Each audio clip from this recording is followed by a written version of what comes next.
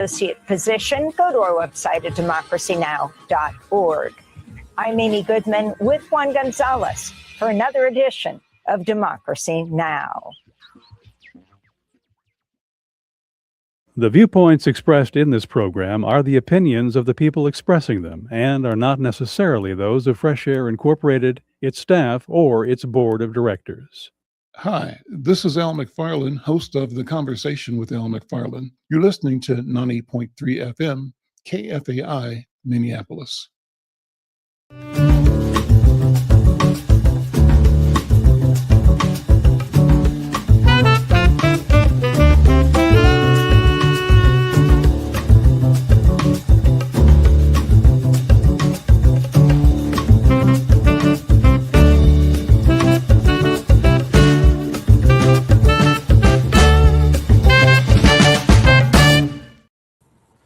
I'm Al McFarlane. Welcome to The Conversation with Al McFarlane. I'm glad to be here and glad to have you along as well. Well, today is Tuesday, April 7th, 2026, and what a day. I don't know if you've been monitoring the news, if you watched the last program or heard it. The world is once again sort of on pins and needles with the President of the United States promising to annihilate, to destroy, to obliterate the nation of Iran today. So I don't know how you feel about that, but it burns me up. I think it's a crazy proposition. It's a reflection of insanity and incompetence, but it's also a sign of where we are. I think the tyranny, the supremacist ideology is fully revealing itself in a way that signals its own demise. And what we are witnessing at the moment is the crumbling of the notion, the idea of empire supremacy. Now, the problem is the change itself is catastrophic. The metamorphosis from what we have and where we've been and where we must go is a catalytic process that it seems to me involves transformation. That transformation, that burning is at a cost. So love to have your thoughts on it, your ideas. I think it's an important conversation. And what you can do is send a note. I'm going to put a QR code on the screen. If you're listening on KFAI, just go to Insight News,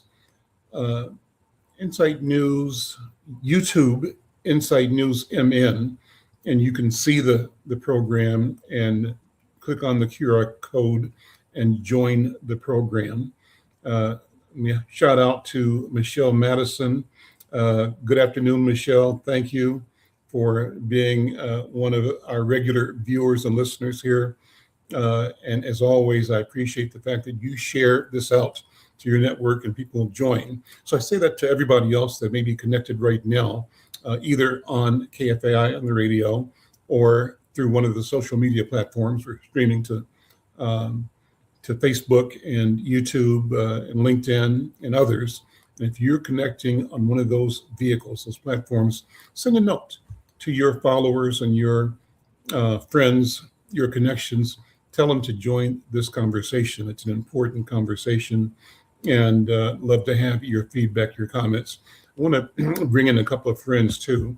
We've got first of all, an article, Jared, I didn't tell you this in advance, but go to the current edition of Insight News on issue. And over the course of this program, I'm going to talk about two articles that have to do with the political, cultural, business access challenges for African Americans in Minnesota.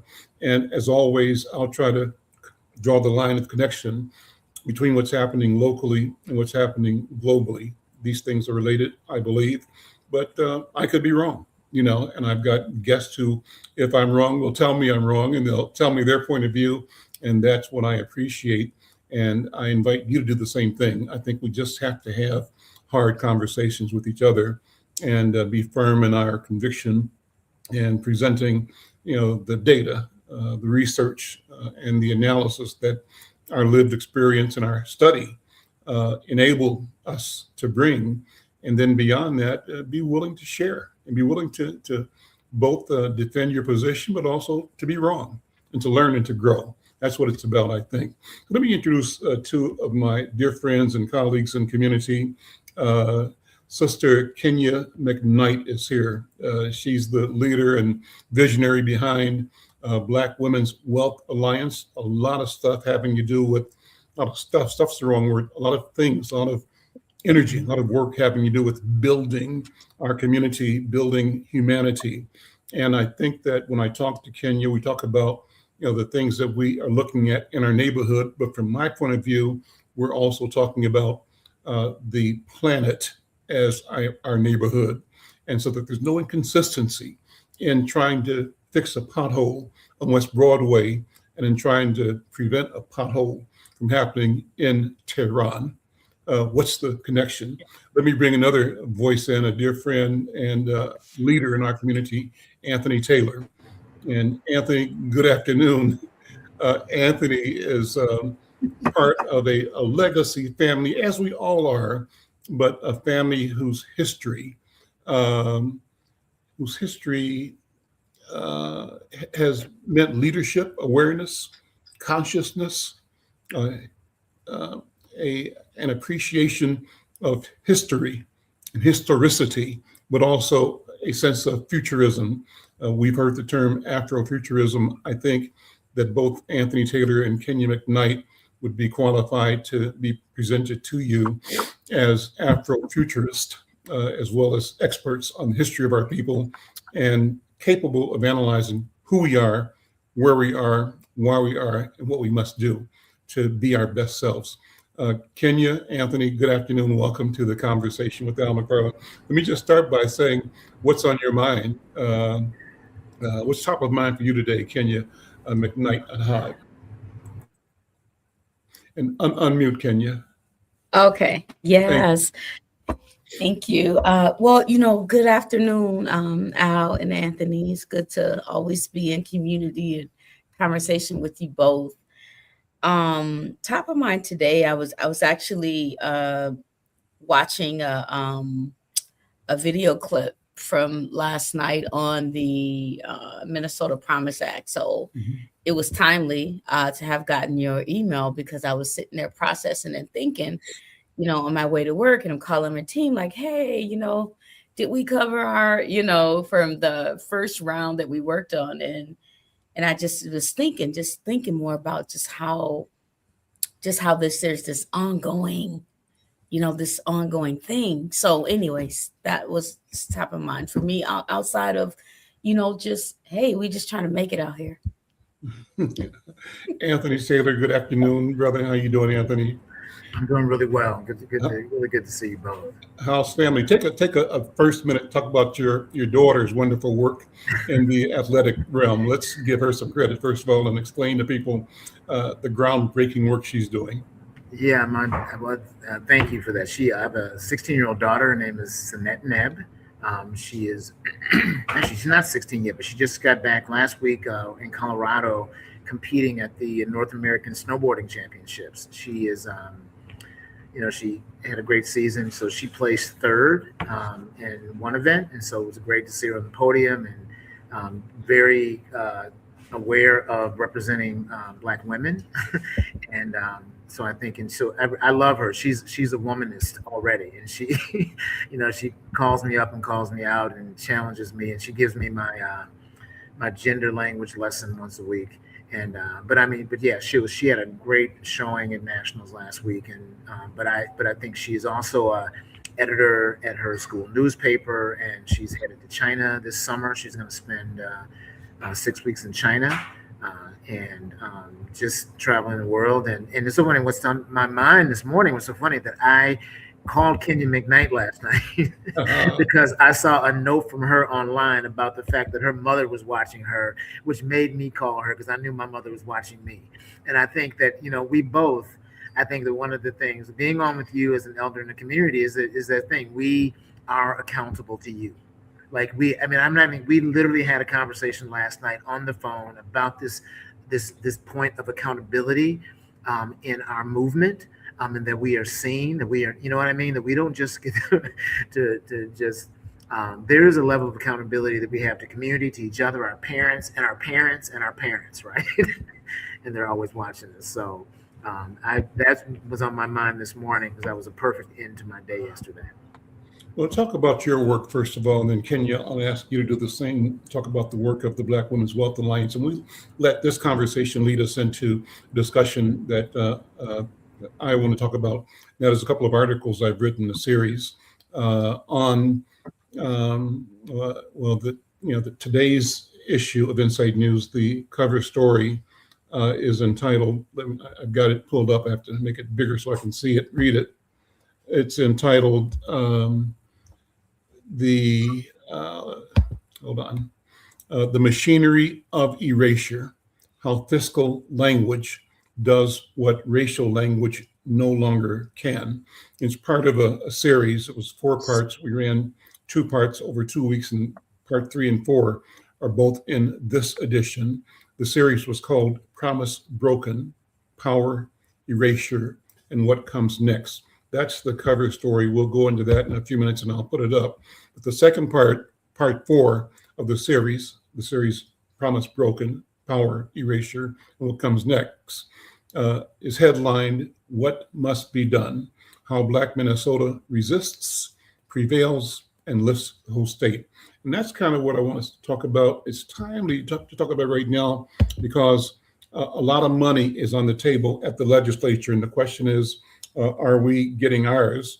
And some may say the question is, do we even need to worry about the state and state funding? I listened to Roland Martin last night interview John Hope. I think what's John, Dr. John Hope. What's his full name, Kenya? Dr. John Hope. I'll think of it in a second. John Hope Bryant, yeah. John Hope Bryant, yeah. But with Operation Hope. Yep, they were talking about that question in particular, and he was saying that there are strategies to have to do with how we can organize our personal and collective lives and see a big picture that doesn't require and depend on others or them to fix our problem. And the bottom line, I think, in his statement had to do with us reaching within and understanding our value to ourselves and to each other and to the entire economy, and leveraging that and leveraging it in the capitalist world. He came out saying that he is a capitalist, number one, and explained how capitalism shows up in all of the arenas of existence in our community, and how we should not be afraid of trigger language that somehow obfuscates reality and opportunity. So that's where I want to go with this. But Anthony, talk about the value proposition, first of all, of both River North and your general work, Major Taylor Bicycling, and your general work as a sort of an aficionado of the parks and resources in our community. And finally, the powerful work you do at the Cultural Wellness Center. Well, the venture right now is that I'm actively working. I invested in a company that was doing real estate development in the last couple of years, and I think that I came through a network of people. I think Kenya and myself, again, one of those conversations as emerging developers. I think people use that phrase, and I think that I definitely realized on a phone call once with Jim Terrell, as a matter of fact, many people know Jim Terrell, where I realized that what was happening in the community around real estate development was really critical. I think I grew up on the thing related to the development of green space and the way that was able to predict income and health and those things. And it just rolled right into a broader thing around real estate development. So River North Development Partners, we're based at 2nd Avenue North and Broadway.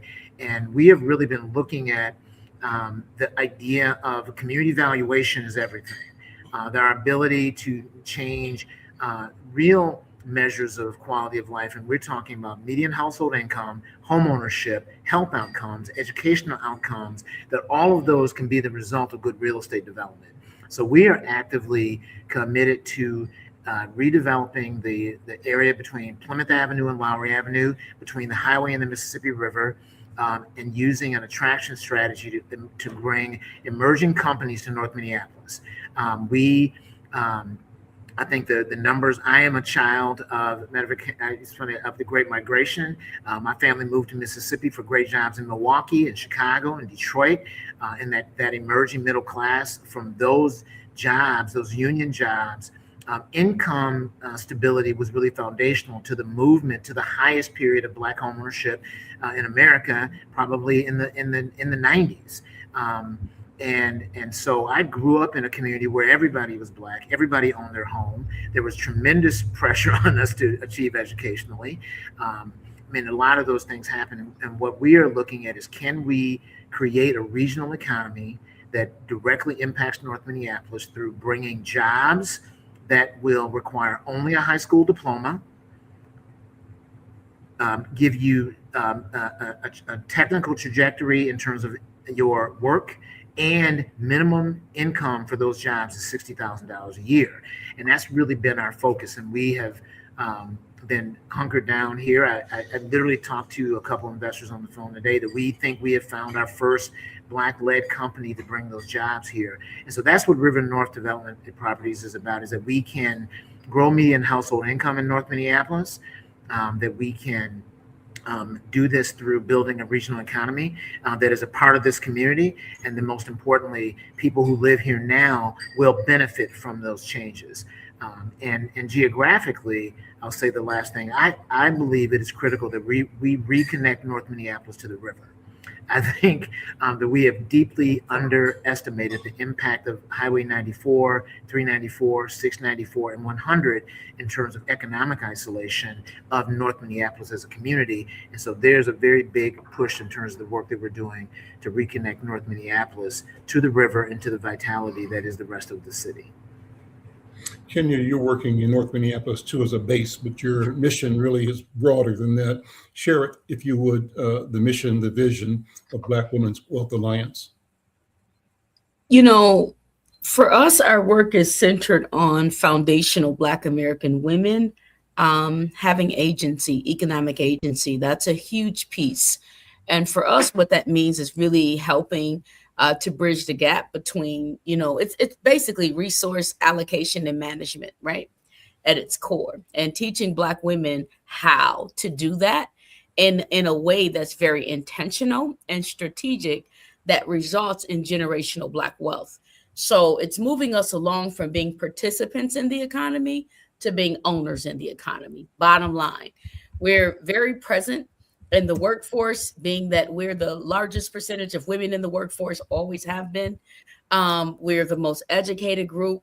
We vote more than most folks, right? We have so many things that we are. Yet when it comes to economic prosperity, we're also at the bottom of the barrel. So for us, there's a clear gap between our accolades, our participation in the society and economy, like, you know, being like strong leaders that's influencing trends and billions of dollars in this country. Yet, you know, the prosperity piece, there's a gap. And that gap for us means agency. That's the know-how. How do we transfer that power that we have, right? And seize the opportunity to build generational wealth. So our work at its best is at core about that. And so we do that through a variety of means. Through education, through physical space. We own a building on Broadway where we provide Black women entrepreneurs with a space to operate in the holistic wellness and beauty, and also just in general economic and other industries as well. We flipped our building from a holistic wellness center to being a career and economic hub, right? That supports holistic wellness, but there's a lot of other things that go along with just physical wellness, right? So, and then we also have a fund called the Hoper Fund, where we invest in Black women's capacity to succeed in their goals that they set. So those are the means that we show, the ways that we show up to support economic agency. And we've been doing this work this is our 12th year. And so your take, did you see the Roland Martin show with John Hope Franklin yesterday, John Hope Bryant? I did not. I was actually watching Shalimar or the Breakfast Club and his interview there, but I'm familiar with John for sure. Anthony, did you watch it? Did you see it? Are you familiar with John Hope Brand's Yeah, I'm work? very familiar with him as well, and I didn't see it yesterday, but I'm sure I know the high points that he hit. Yes. You know? Let me ask you both, just to jump into that first of all. So I think in the course of the conversation, he invited Roland's audience. Roland had around 3,000 people on his live stream yesterday. And he said, you know what? Anybody on this live stream, if you call me tomorrow, I will get you $1,000. That's a big, big statement, right?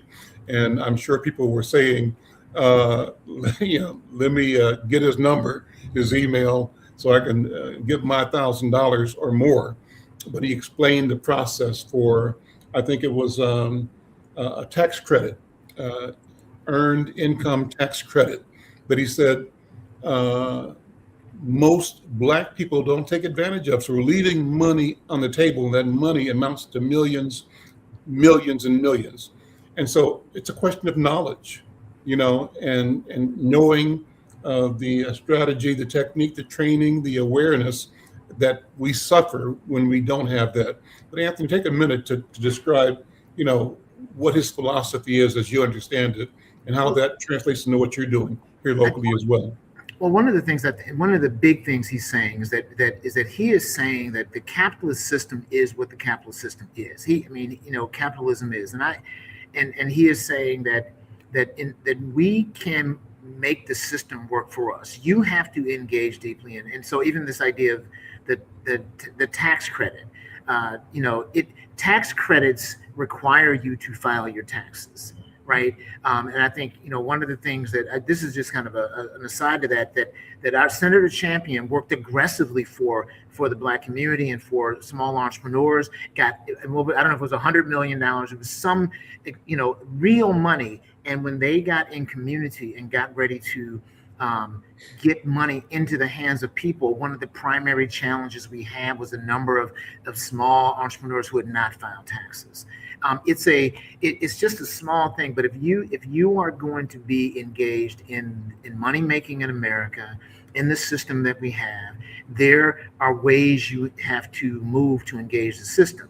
And he is saying, rather than demonize capitalism, and say that capitalism is evil, he has a message of that we can make capitalism work for us. It is a system. We lean into it. You understand the rules of it, and then you make it work for you, and then you put your money to work in search of quality for your own life, right? I think that's I've heard him say in many different ways, talk about that, and then the use of financial systems that require a very certain level of stability. Now, even as he says all that, I worry sometimes that we still don't acknowledge that a lot of things have happened in getting to here, right? There's a way where we have to do both, and particularly with our communities as well. There's a real important aspect of that work as well. But I do appreciate his message in this moment. I really do, and I think even my you and I.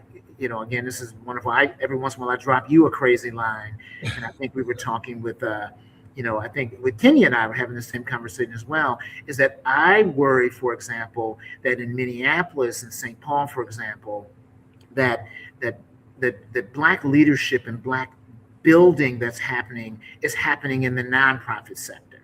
I worry that there is an overabundance of leadership in those areas, and because what we're doing is we're building businesses. Nonprofits are businesses. They are. We're building businesses that are producing outcomes instead of products, and that I worry because they're not designed to build wealth. When we look in the community in terms of those wealth builders, those business builders in community, I think there's something to be said. But we're not elevating them. And the last magazine for Twin Cities Business that I saw had a lot of Black nonprofit leaders in there, right? It didn't have a lot of Black business founders in there. And that, that's just one observation. It's not a critique. And so if our youngest, if that's where we're building our power base, and that's where we're building our point of influence, right? And the role modeling, how does that bring balance to it? And so that's just, in terms of John Hope Bryant's statements around capitalism and the system, I think there's something to be said about the ways that we may work that for us.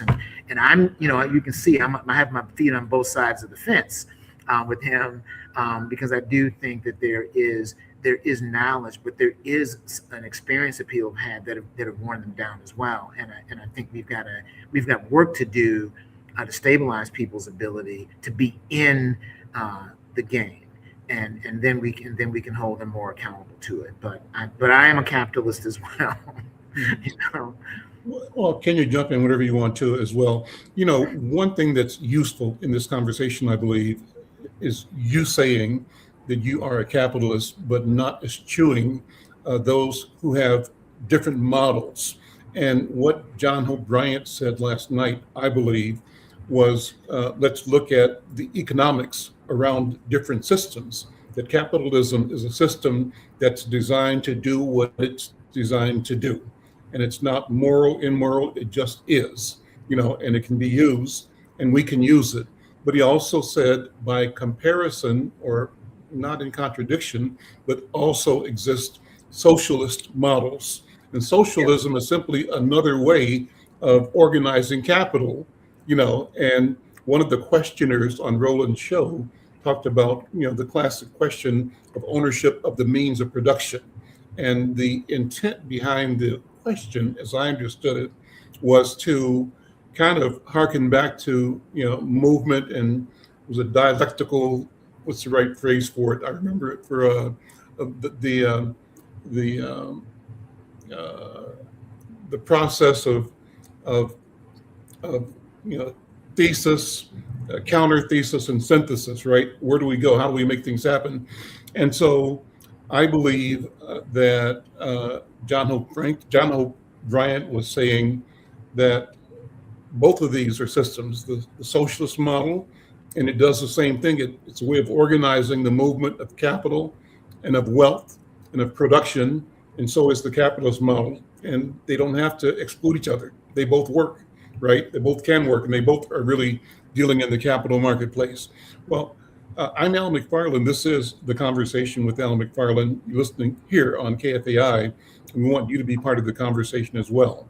And if you're on any of the social media platforms, particularly those who are on Facebook right now, drop us a note, put a note in the chat.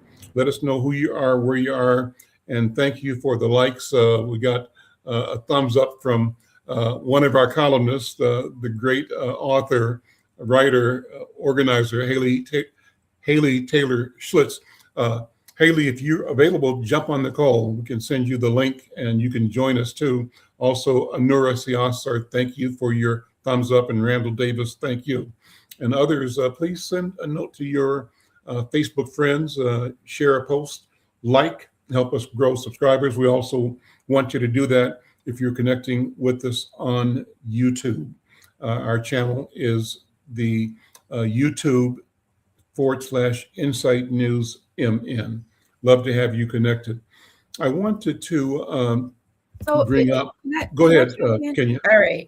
So a good marketplace has options, right? A good financial marketplace has options, which includes capitalism, cooperativeness, et cetera. At least in my study of global economics, capitalism is essential. And so you can't have an economy without it. It just doesn't work. And so I think it's about how do we see ourselves, especially those who are in the entrepreneurial space, as folks who are participating in capitalism with the social impact lens. I think that's different, right? We want to participate in a way that does care and uplift society, that cares about the impact that we have on people, on the communities that we serve. I think that's the difference for me. And Minnesota has one public benefit corporation, like a legal business structure that allows you to do and be both. And it's sort of this hybrid model that, I mean, it's just a legal structure, right? It's the people behind it that drive what that really is and will look like. So let me just, becoming a public benefit corporation doesn't necessarily make you a social impact capitalist, if you will. It's your values, right? It's your heart, it's how you show up. You know, it's your intentionality and your behavior and how you impact people in business and the community that you serve. And so I think that I think what John represents to me is really nothing new. I'm gonna say that, you know, my great grandfather was a Republican, and so him and his brothers, and so this is really just old historical Black perspective, Black men particularly, who have been fierce leaders in entrepreneurship since we can remember. I mean, the lynchings in the South was about Black males' entrepreneurship, right? It was about stopping them from being entrepreneurs because they were taking the customers from the white folks. So, you know, more than a moral thing in racism, it was about economics that Black men were leading in those times. And so, I mean, I have to, as an entrepreneur and a historian, you have to understand and relate that Black economics have always been paired, right? Where the correlation of Black economics and white violence is crazy when you really study it. But who's in the center of that is Black men in entrepreneurship. So to me, the conservative views that I'm hearing, well, what I'm hearing from John is a lot of historical conservative views that Black people have held a long time of how we participate in the economy, how we see business. And even today, the average Black person agrees with John because at heart, that's who we are economically. We actually care about the same things he's talking about. I mean, we've been beat into this other condition of just kind of, you know, being in the state of inertia and depending upon the system, particularly in places like Minnesota, where the social service sector is so thick. It is the business strategy. The nonprofit sector leads the framework of economic development, et cetera, which is all wrong to me. Let me just say that. I think that by no means should they be the leaders of this space. I think the entrepreneurs and those folks have to be the leaders of that space and the social capital, et cetera. I mean, that's part of why I just jumped straight into my entrepreneurship even deeper. When you look at our community compared to other communities, is exactly their entrepreneurs and business folks are leading the framework of what development looks like, capital investments, finance, et cetera. When you come to our community, it's led by nonprofits. And I'm not saying we don't need them. We just need them to be in a different position. I'm still trying to make sense of how just on the north side, 2 nonprofits get $50 million in less than 2 years to develop some buildings that don't nobody own but the organization. And they call that generational wealth. I'm trying to process how this is even a thing when that 50 million could have been spread across this community to create. I mean, it's not even 50 million people over north, you understand? So every person had $1 million, we'd be way up out of our situation. So I don't know how they process things, but that's how I process it. And so it ain't making sense to me. So I do think that John is reappealing. Let me get back to the point here. Because I know I kind of went all across the board. Go for it. Down the corner and up the street. Now I'm back on the block. So that being the case, I think that we do understand selectively what that looks like when we have projects and people that we uplift as the standard of what we think development and Black entrepreneurship looks like in Minnesota. I find that interesting, but it also applies to the rest of us. And I think that's what John is appealing to, is that this is a reality. This is what economic prosperity and freedom also looks like. And let's breathe that back into the scene to balance out, right? The what I would call oppression, economic oppression that Black folks have been under, with this idea of socialism as the dominant strategy for how we eradicate racism and economic prosperity. So I'll stop there. But that's at core what I think. Anthony, go ahead.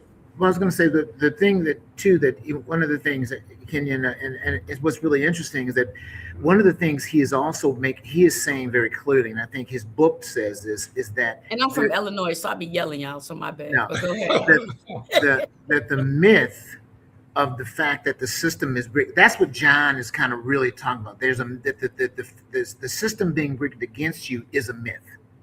Right, that's part of what he's saying, that he's pushing back on that capitalism is inherently stacked against Black people, and he is, and that's a very big part of his message overall. And I think, anyway, it's just a really because if the system is inherently stacked against you, then why engage in the system at all?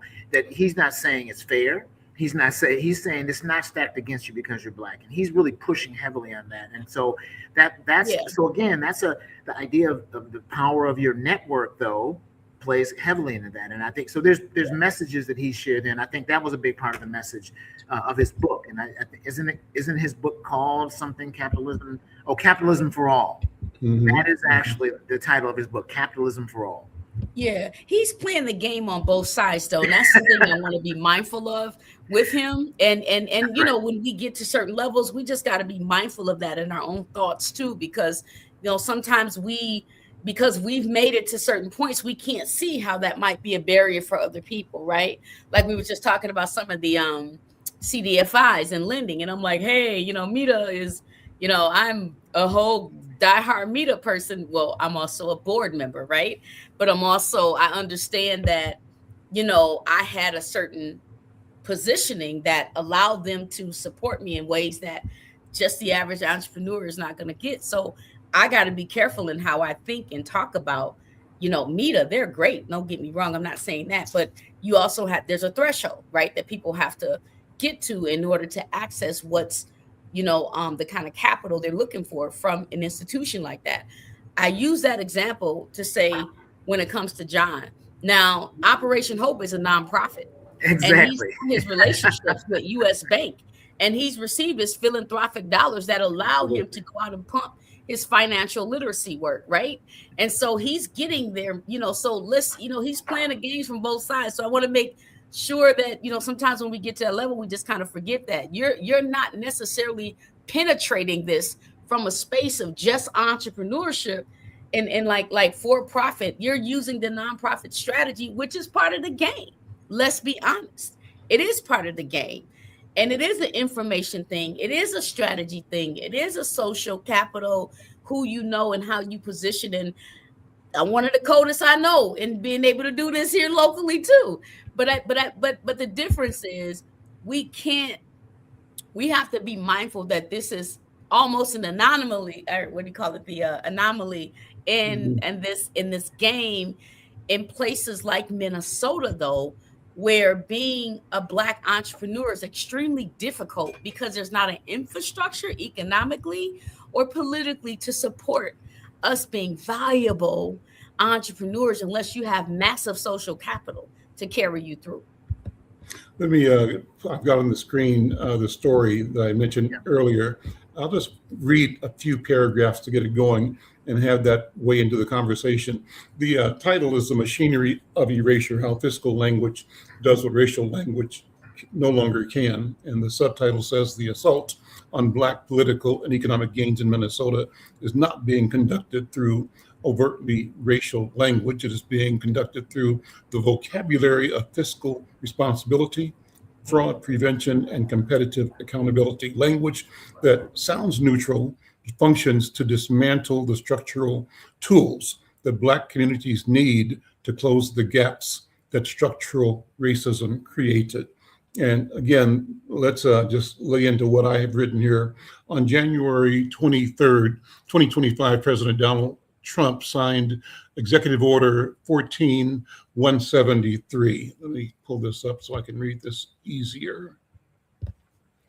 Just a second here. 173, entitled Ending Illegal Discrimination and Restoring Merit-Based Opportunity. The order did not mention Black Americans by name. It did not say we are ending programs that benefit Black communities. It said that certain practices involving quote unquote diversity, equity, and inclusion constituted illegal discrimination and should be terminated. The language was neutral. The effect was not. Within months, federal agencies had terminated grants to organizations serving communities of color, threatened to withhold Title I education funding from states that maintained equity programs, and signaled that programs explicitly designed to address racial inequality would face federal legal challenge. Minnesota's DFL leadership pushed back harder than most states. Attorney General Keith Ellison secured a settlement in February of 2026 that preserves the $530 million in K-12 education funding for Minnesota while DEI programs continue. So these are significant victories, but the federal threat has changed the political atmosphere in ways that make it easier to attack equity programs from the inside, to use state budget language to accomplish what federal legal pressure could not accomplish directly. Let me stop there and have you both react to that question. And the question beneath that is, what is an appropriate role for federal government in the economic development, not just federal government, but government, period, in the economic development of a population, of a people, of a community? What is the right role? And describe in your mind how that role or those roles have been modeled in history, and how we should be figuring out how we can mobilize our own economic development, whether we use it with government or not. Maybe we shouldn't. Anthony, what do you think? Well, I think the thing that I've really come to in Minnesota is one of the best. I am very interested in the ways that, and I won't say the federal government, said the government stabilizes people's lives. I think that I think that we've done a lot of things locally in Minnesota. There are a couple trials around guaranteed minimum income, for example. I think there's something there, and I think that one of the things the Minnesota housing movement has really worked around the idea of establishing housing as a right. As I think about capitalism, as I think about the ways that we will build economies, one of the things I do lean towards is a role of government around stabilizing people's lives in terms of a minimum standard in which we will all live, that we can solve for those things. I think, the issue of housing. Do we guarantee everyone a minimum standard of housing that allows them to be stable, regardless if they are a citizen? And what that means, our educational experience for people. Is there a way where we offer a foundational, including higher education, that offers that? And doing it the way we do it now, where it's based on the taxation of the community that you live in, is inherently steeped in racism, because the way that we built these communities are steeped in, you know what I mean? So I think those are elements that I really do think about in terms of the ways that we support. I think I have, the issues around childcare, healthcare. I do believe that there are ways where we look at the stabilization of lives, quality of people's lives, where there are things that we lean into and that we offer the appropriate supports for that. And how does that work in terms of what government does, right? I mean, that's the question, right? And I think that the thing that we're dealing with now that is happening very explicitly is we have a government that is vindictive and punishing specifically of anyone who challenges just a way of being and thinking. And that is what we're dealing with. We're not even dealing with the role of government. We just have to agree that the role of government isn't to get pissy with our attorney general. You know what I mean? That's really the bottom line. So we're not even dealing with, we need to get back to what Minnesota was about. I think, Kenya, we have the strongest social network in the country, right? We do. And that helps a lot of people. Is it where it needs to be? And the fact that we live in a federalist system and there are states borders next to us that have different rules make things differently. So there is a role for the federal government in those ways, and that, you know, and I'll let it go from there and see what Well, before you come on, Kenya, you know, I'm just thinking about the news reports in the past couple of days where President Trump was declaring that we don't have, as a country, to be bothered with things like education and childcare and health. He said we've got all these states, and those are things that states can do. That what the federal government should do is be involved with war and creating a military. So how do you read that? Here's how I read it. I read it as grift, with a capital G, a capital R, a capital I, a capital F, and a capital T. I read it as socialism for the wealthiest people on the planet. I saw on the news yesterday, I think, an announcement that is it Elon Musk now is the richest person on the planet. And I'm confident that his wealth comes from your pocket and mine, our tax dollars. And so they can justify robbing us blind, left or right, robbing our future, robbing generations, while expecting us to applaud them and hope that we can get in the robber position ourselves so we can be like them. It's a promise that will never materialize because the system doesn't allow it. And a part of what I heard John Hope Bryant say is a strategy that lifts up everybody from the bottom, from poverty towards the middle class, and also lifts the people in the middle, some of them, towards, you know, massive mega wealth, is a good system, because that ends up with the Elon Musk being, you know, the owner of the planet, and everybody else, you know, getting in line with a either a tin cup at the bottom or a chalice at the top. But you're on a feeder system that takes its command from a patriarchal constellation, right? That says one person or one group has the right, the authority to determine and direct the affairs of the whole planet, of everybody else. I reject that.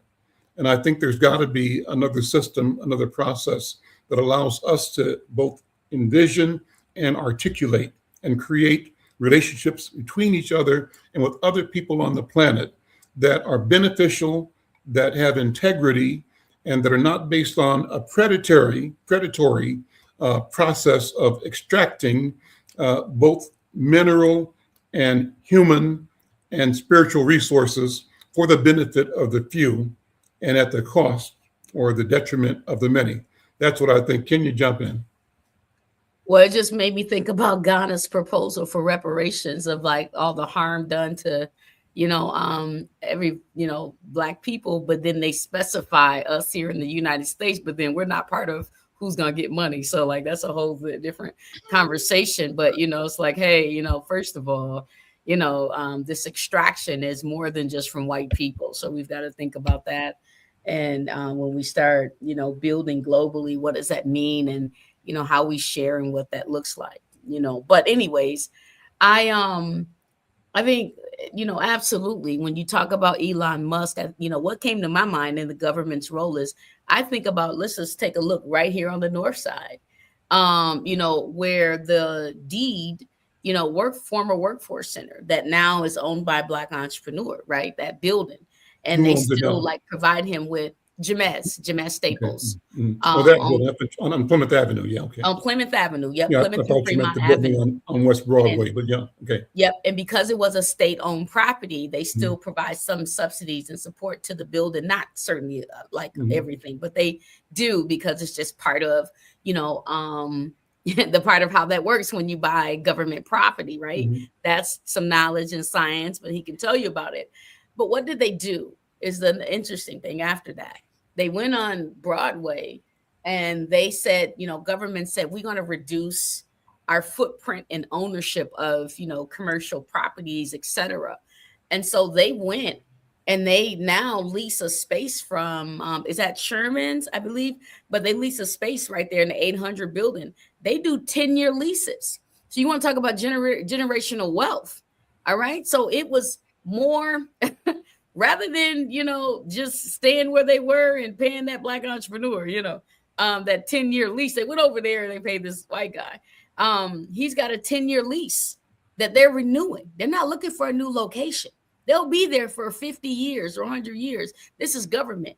So you want to talk about how they can help people and community. That's one outside of their services. Let's talk about the economic frame of that.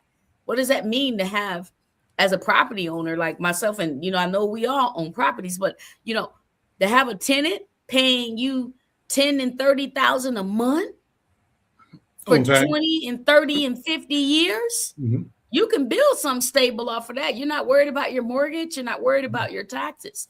Hennepin County did the same thing with the welfare building on Plymouth Avenue. They sold it to a group out of, first of all, Stu Ackerberg had it first, right? Which building now? Which building is this? On Emerson and Plymouth. Okay. Right? Now the DMV and all of that is there, right? So Stu had it first and he sold it to a group that's out of Chicago.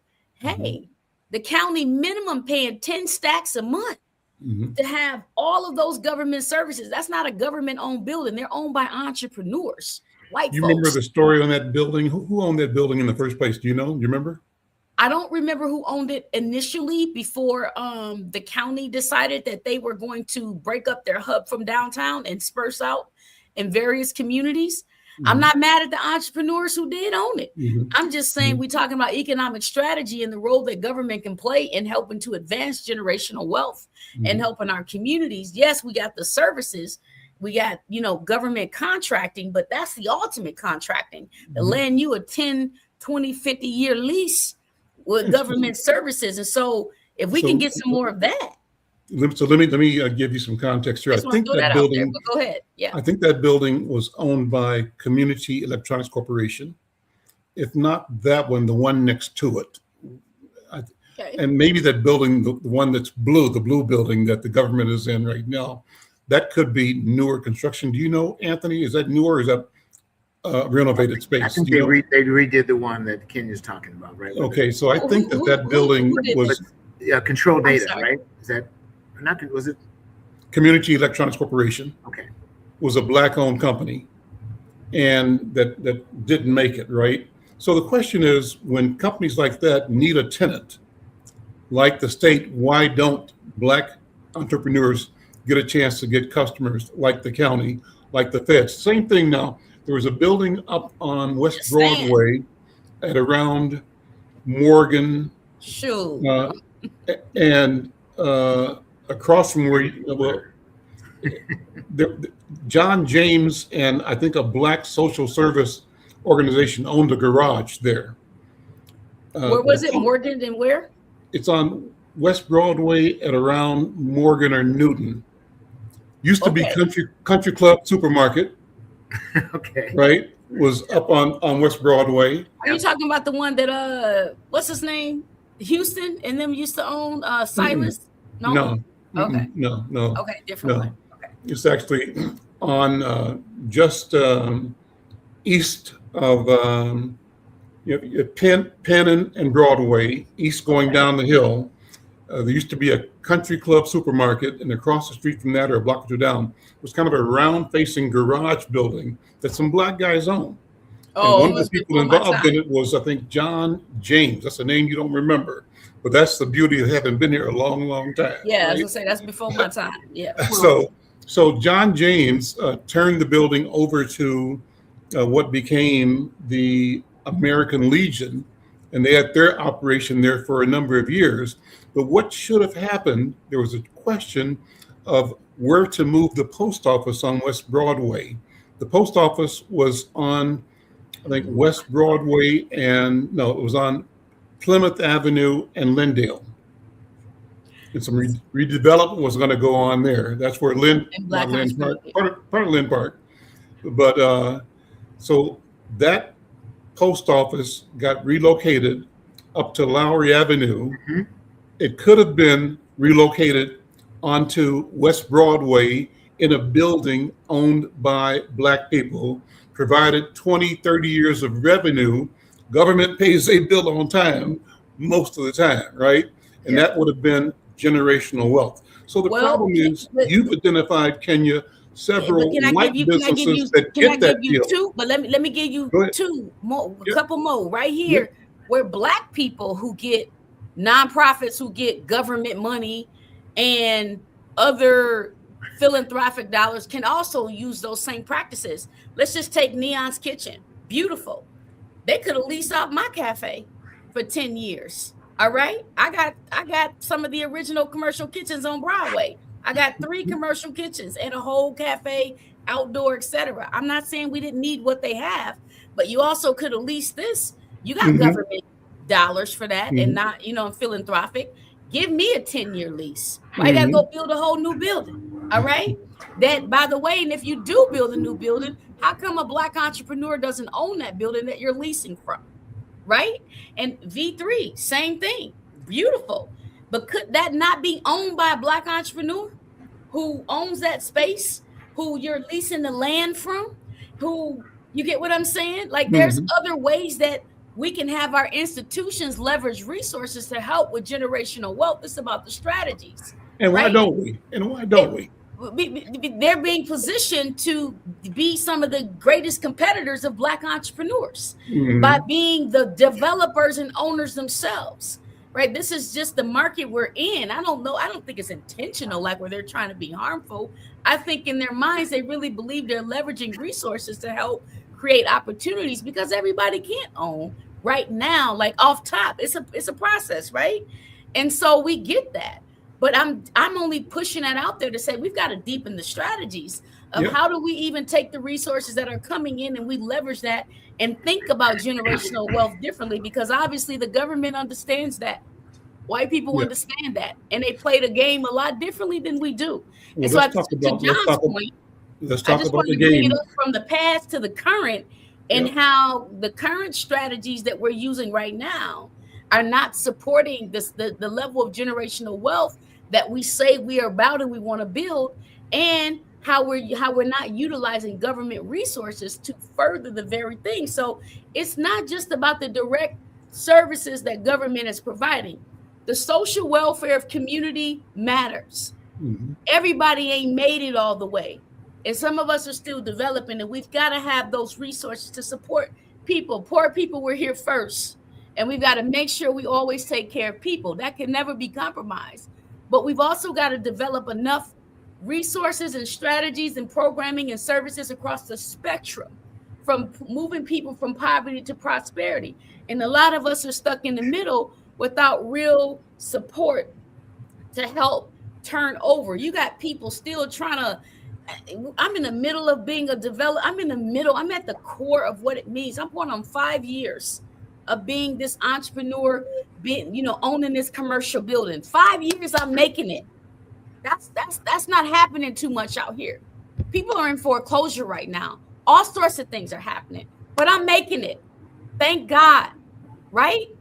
And rather than people jumping in institutions to try to make sure I make it, they won't collect debt. Throwing everything on top of my head. And God is helping me. But the point is, we're the very people you need to pour your resources into. But I can't compete with a big nonprofit you understand but I am the entrepreneur for real from this neighborhood. That's right. Not imported in. This is where I've been since I was 8. So we've got to make sure that these voices and examples are lifted up, because this is what makes it real. When people ride by my building, they go, oh, we went to school with her. I know her mom. Oh, let me bring my daughter over here to, they're not saying that when they go by. They don't know them people. And so it matters to how people feel and think. So I just want to push the bar from, the government works directly, but then there's also how we facilitate the resources of government to further the mission of our community and the economic needs. And so I'll stop right there because I know I've been going, but yeah. Now, let me shout out to Walter Q. Bear Banks Jr., Q. Bear, the mighty voice of the North Side of Minneapolis with KMOJ. and he dropped a note in saying that the post office was on 14th and and Lindale across from Lynn Park. Thank you, Q Bear. And so, you know what? The important thing is that Q Bear is reflecting historical memory. What happens is that we are conditioned to not remember, to not know. And I think it was Farrakhan that said too often we're like dust, you know, and we're gone, right? As if we never existed.